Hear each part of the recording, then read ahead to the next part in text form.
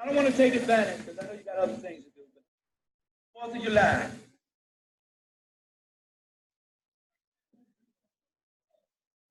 Why do I refer to it as the 4th of July? White folks came to me and said, black man, if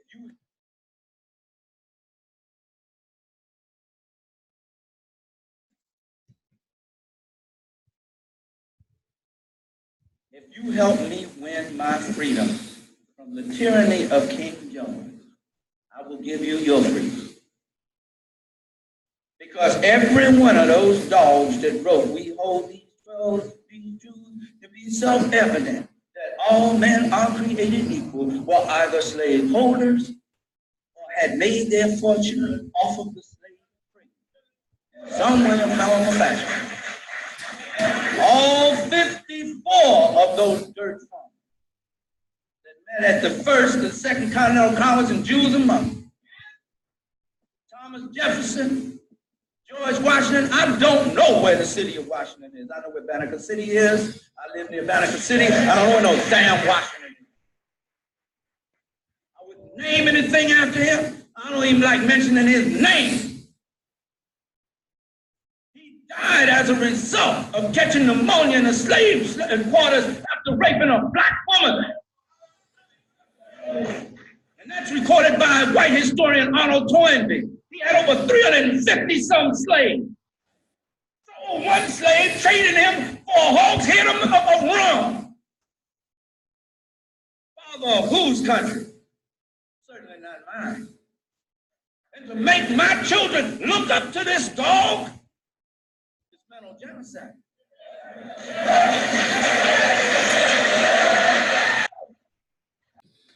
What's up, y'all? This is Coach Gift Fundy back at it once again for you and for yours. And as you just heard prior to this, that was the great ancestor, Barashango, speaking about George Washington. And this is what this video is going to be about. We're going to go a little more in depth about George Washington and the stuff he said, about how he caught pneumonia and things of that nature. This comes from the journal article, Black Eye on George Washington's White House.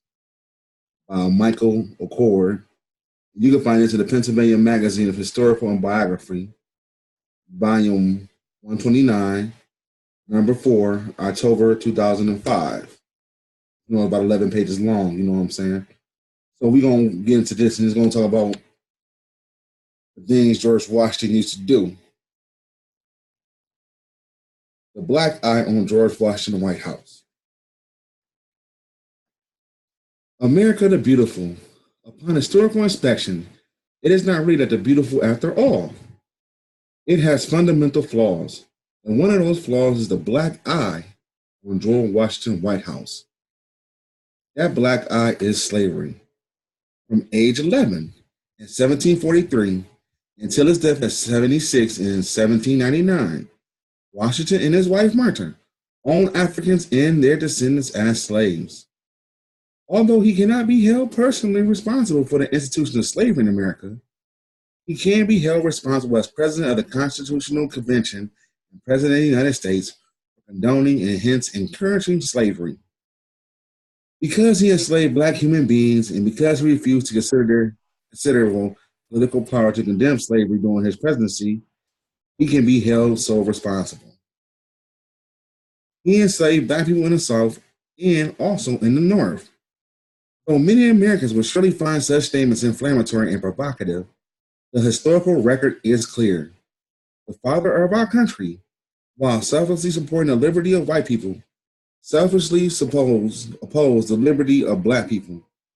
And he did also in Pennsylvania at the president's house, which America's first real White House, was the first original capital of the United States was in Philadelphia. So he had slaves in the north in Philadelphia. The President House of Philadelphia was a majestic domicile owned by Robert Morris, who leased it to Washington. And the story of slavery at the President House begins with Robert Morris, who, as a wealthy Philadelphia financier, provided substantive financial assistance to Washington Revolutionary War efforts. As a result, his money helped to make America free. Morris earned much of his money, however, through the investment in the slave economy, including the slave trade. His wealth, to a significant extent, was blood money earned literally from the blood, sweat, and tears of enslaved Africans and their enslaved descendants. Were it not for the considerable profits occurred from slavery by Moors and other slave investors and traders, America would have remained a colony of the British Empire. In this way, therefore, black enslavement did give a rise to white freedom.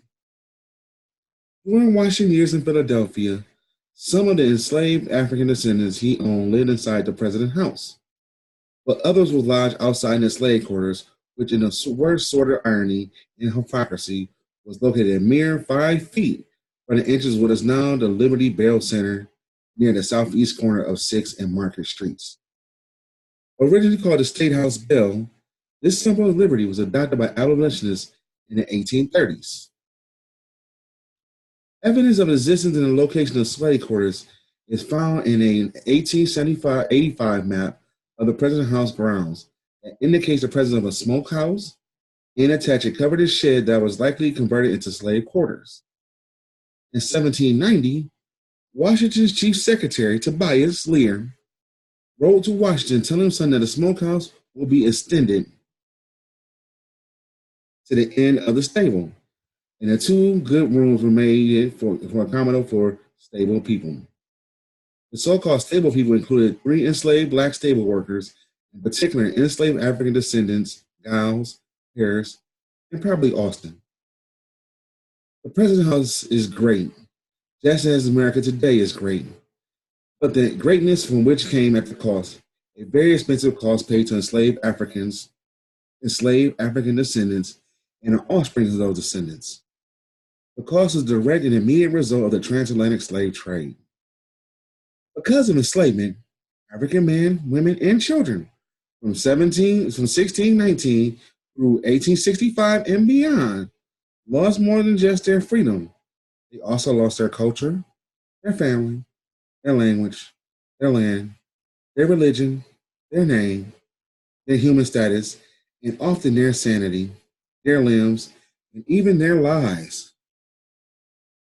Before making this country great, African descendants, not just those who were enslaved, but also those who were relatively free, actually made this country possible.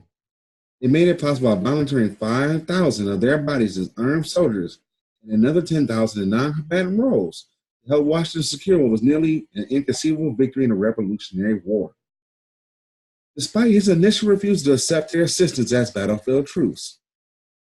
And they made it possible by continuing to labor relentlessly without compensation, without appreciation, and without respect from slave owners, including those like Washington, who served as delegates to the convention that produced the 1787 Constitution. That Constitution, created with Washington presiding, not only endorsed slavery, but promoted for at least 5 specific clauses. The first clause, Article 1, Section 2, Clause 3, which defined enslaved black people as subhuman, counting them as 3/5 of the total human being for the purpose of representation in Congress. Sidebar, this is still in the Constitution, by the way. Article 1, Section 2, Clause 3 is still in the Constitution. Apologists for this clause argue that it was necessary to compromise designed to dilute the political power of the strong slaveholding in southern states. The 3/5 clause was not a true compromise, however, in that it was not consistently applied to not give the enslaved Africans or their enslaved descendants 3/5 of any wages, 3/5 of any land, 3/5 of any vote, 3/5 of any rights, and 3/5 of any freedom. The second, similar in purpose to the first, was Article 2, Section 1, Clause 2, which established the Electoral College. In combination with the 3/5 clause, this clause gave white Southerners more influence than white Northerners in presidential election. The third clause was Article 1, Section 8, Clause 15, which guaranteed federal and military aid in case of insurrection, and thus comforted and protected the South in case of slave rebellion. Still in the Constitution, y'all. All this stuff is in the Constitution. fourth clause of Article 1, Section 9, Clause 1, which continued the importation of African slaves for at least 2 more decades.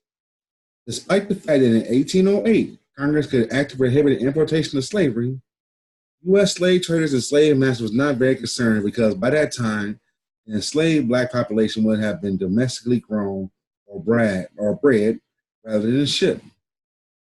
Washington was among those slave owners who began to work to increase the slave population by breeding. As biographer Henry Winnick argues in his revealing book on Washington and his enslaved black workers, Washington wanted teenage slaves, including girls with long periods of childbearing ahead of them.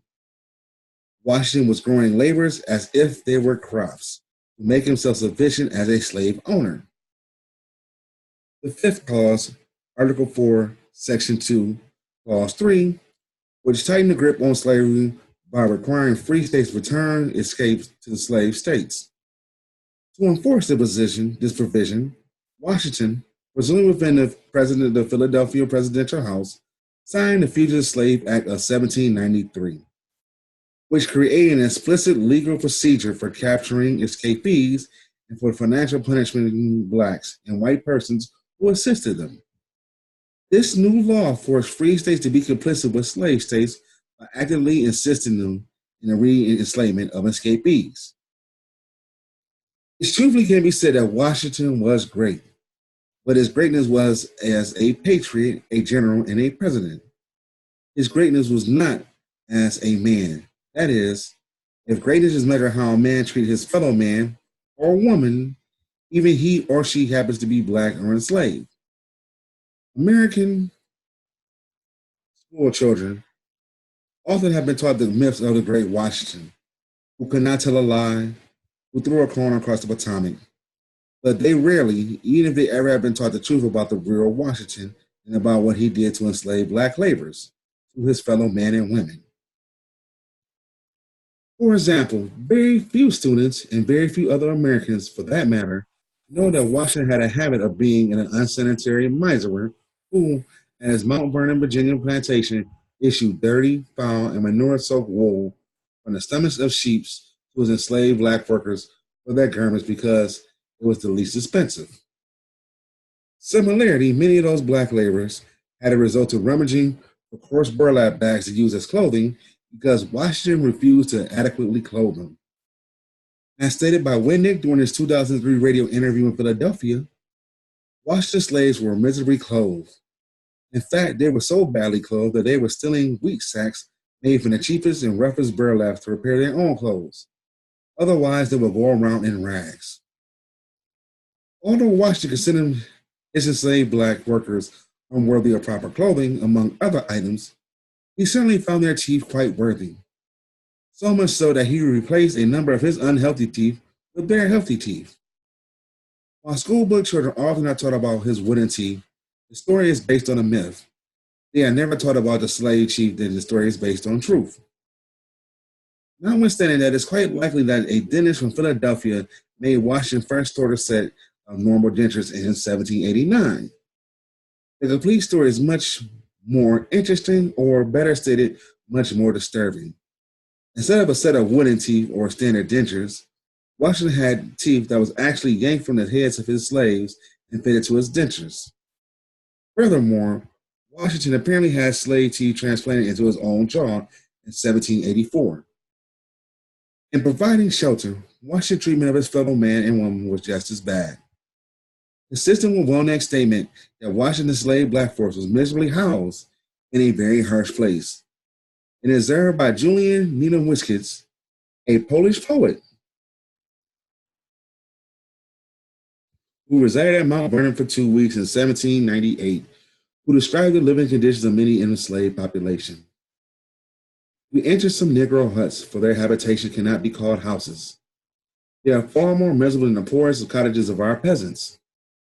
The husband and wife slept on a miserable bed, the children on the floor.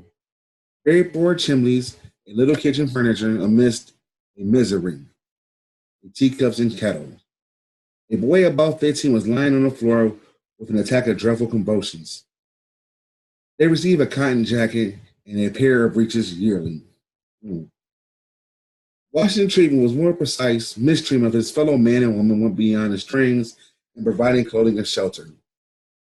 Washington disparaged the human worth of his enslaved black laborers and expressed his disdain by referring to them as species of property. Very much it describes animals like dogs and horses. As Washington scholar Joseph Edwards noticed, most of the slaves who worked his Washington firm were treated as cattle and referred to only by their first names. Many historians and others contend that Washington was simply a man of his time, and therefore could not and truly appreciate the error of his ways. But he could and he did, Ellis notes.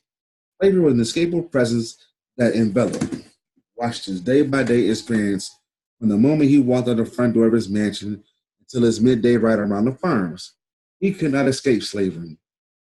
Yet because he knew it was wrong, he preferred to turn a blind eye.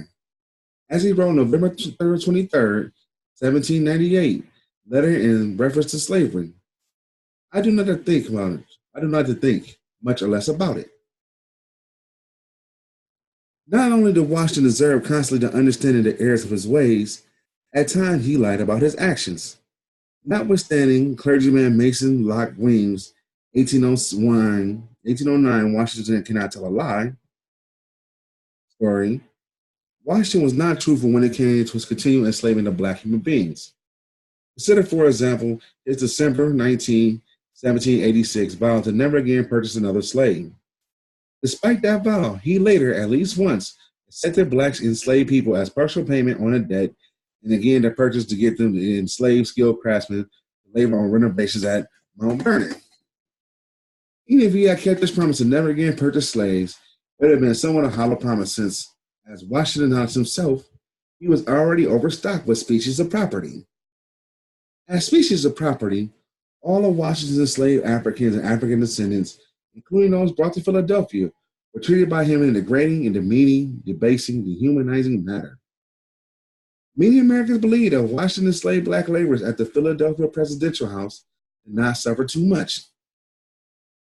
To that contention, there is both a general and specific purpose. The general response is that slavery always caused dreadful suffering because it is an inherent evil designed to break the spirit, confound the mind, inflame the flesh, imprison the body, and ultimately kill the person.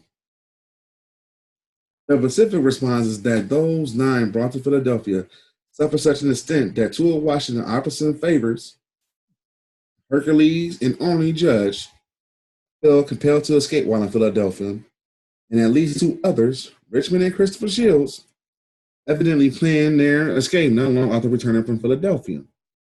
Similarly, at Mount Vernon, 7 others, Horace, Jack, Neptune, Cupid, Samuel, Rhett, and Tom, felt forced to escape, although their freedom was short-lived. When they consider the issue of slavery, whether in connection with Washington and Philadelphia or other slave owners throughout America, it is essential to recognize that so-called slaves were sentient human beings and not inanimate things. They were flesh and blood. They had personalities. They had aspirations. They had names and backgrounds. And those names and backgrounds must be made known so they, as real human beings, are both humanized and individualized. A few historians, such as Shirley Patton, Charles Broxton, and Edward Lawler Jr., have begun the process of humanizing and individualizing the name of the 9 real human beings whom this writer implicated souls as the Noose 9, enslaved at Philadelphia's presidential house. In fact, Lawler, in his article on this issue, have written a detailed biography of each of those 9, namely Austin, Christopher Shields, Giles, Hercules, Joe Richardson, Maul, Only Judge, Harris, and Richmond. Washington worked hard to make sure that his enslaved black laborers will not escape either by stealth or by law. According to the provision of Gradual Abolition Act, passed by the Pennsylvania legislature in 1780, enslaved Africans and enslaved African descendants brought into the Commonwealth by slaveholders from other states could gain their freedom if they remained in Pennsylvania for a period of 6 consecutive months. But 10 years later, with the advice of his Attorney General, Edmund Rudolph, Washington found a way to undermine the spirit of that law. by taking advantage of a technical loophole that permitted out-of-state slave owners in Pennsylvania to rotate their human property outside of Pennsylvania in order to avoid the 6 months freedom requirements. That loophole indicated that one full day outside the state would nullify a 6 months period. In other words, if an enslaved person on even the last day of the 6 months period of residency was take a mere inch over the Pennsylvania state line for just one full day, the 6 month period had to start anew over again. Each time a person was taken from another state for a distance of at least one full day. Washington exploited this loophole and did so deceitfully. Writing his chief secretary on April 12, 1791, I wish I have accomplished it under the pretext that may deceive both of them, the slave and the public. Unfortunately, Washington's chieftaincy in Pennsylvania paled in comparisons to his ultimate mistreatment of black enslaved human beings throughout America. In addition to the misery he inflicted upon the 9 in Philadelphia, Washington caused grief from many other enslaved black people. It was in Philadelphia he aggressively and successfully sought the return of several black people who had fled from the British in response to Lord Dunmore's 1775 Freedom Proclamation. Most heinously, on February 12, 1793, Washington signed into law the heart-wrenching Fugitive Slave Act. Imagine for a moment that you're an enslaved black man, woman, or black child, and as you suffer the imaginable horrors of captivity, those horrors including forced labor, flesh-gouging whippings, arbitrary auctions, torturous rapes or grisly castrations, lynching nightmares, and rampant dehumanizations. But then one day you escape to the freedom to the promised land. You plan to work to buy your freedom of your family and your friends. You find a job. You get an education. However, if you're anywhere in the United States or its territory from 1793 through 1847, your freedom may well be short-lived because Washington signed into law a document that can return you to slavery. Specifically, Section 3 of that act states that when a person is held in labor in the United States or any of its territories northwest or south of the Ohio River shall escape into any other parts of the state or territories, the person whom the labor or the service may be due, its agent or attorney, is hereby empowered to seize and arrest such fugitive from labor upon the proof of the satisfaction of the judge or magistrate, either by oral testimony or affidavit. That person who seized or arrested, though under the laws of the state or the territory from which he or she fled, owes service or labor to the person claiming him or her. It shall be the duty of such judge or magistrate to give a certificate therefore to such a claimant, which shall be significant warrant for removing the said fugitive from labor to the state or the territory from which he or she fled. Washington historically documented wrongs, many of which were perpetrated in Philadelphia, must be righted. To the extent that such horrific wrongs can be righted, Avenging the Ancestors Coalition, ATAC, a broad-based coalition of African-American historians, academics, civic organizations, community activists, elected officials, religious leaders, media personalities, lawyers, businessmen, businesswomen, and others stems from the victim of the Euro-American slave trade, is demanding that we right those wrongs. ATAC is spearheaded by a monstrous letter-writing campaign and a petition drive that has gathered more than 15,000 signatures to date, and increasing daily. Moreover, ATA held major demonstrations on July 3rd, 2002, July 3rd, 2003, July 3rd, 2004, and July 1st, 2005, and has provided substantive documentation to the House Appropriation Committee member, Congressman Ishakamusa of Pennsylvania, who was instrumental in securing the amendment to the Interior Department of 2003 budget, requiring the National Park Services to develop plans for the President House site, including an appropriation moratorium for the 9 enslaved African descendants there. And in September 2005, primarily through the efforts of the Congressman Salava, $3.6 million in federal funding was provided for the site and commemoratorium. In addition, ATA has secured $1.5 million from Mayor John Street of Philadelphia towards the funding of commemorative projects, which will be part of the overall $4.5 million President House plan. For the better part of 30 years, the Independent National Historical Parks, INHP, suppressed, hid, and denied the complete truth about slavery in Philadelphia's presidential house. It is high time, after 3 decades, that the INHP finally commemorate at least those 9 forced into American slavery. Although it's indisputable true that the white indigenous serfs also labored at this presidential house, their situation cannot be compared to the plight of the enslaved black worker there. To make such a comparison is worse than historically erroneous. It is an insult. While indigenous servants had mere contractual limitations on their freedom, enslaved black workers had no freedom whatsoever. While indigenous servants were figuratively locked into a contract for a temporary period of work, enslaved blacks were literally shackled into a lifetime, even multi-generation lifetime sentence of nonstop work. The difference between white indigenous servants and black enslaved persons is obvious. And it's also obvious that the genuine contributors to those 9 enslaved black laborers must be commemorated at the President's house. With the problem of the ATAC and others, INHP has agreed to historical commemoration. ATAC has been watching, keeping a black eye on, working on the Philadelphia slavery issue for nearly 4 years. It is because ATAC watching and especially working that the ATAC was able to help persuade INHP to go from denying to designing. For a very long time, INHP effectively denied the complete truth about the presence of Washington enslaved black laborers in Philadelphia at its slave quarters at the President's house. Within the past few years, however, under the good faith and leadership of honest pragmatism of Mary Balmer, the former INHP superintendent, INHP began seeking plans to commemorate those enslaved persons. But it was not altruism that led INHP to do the right thing.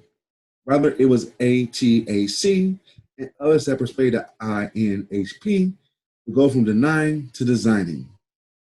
For the design, ATAC seeks a culturally dignified, historically complete, and prominently conspicuous, visually dramatic, formally official, and timely installment commemoration on the grounds of the President's house to honor the primary of the 9 enslaved African descendants. ATAC seeks to commemorate because justice demanded. As forced laborers, the ATAC ancestors had their culture, family, language, land, religion, name, human status, and often their sanities, limbs, and even their lives stripped from them for 3 centuries by America and other European slave trading countries.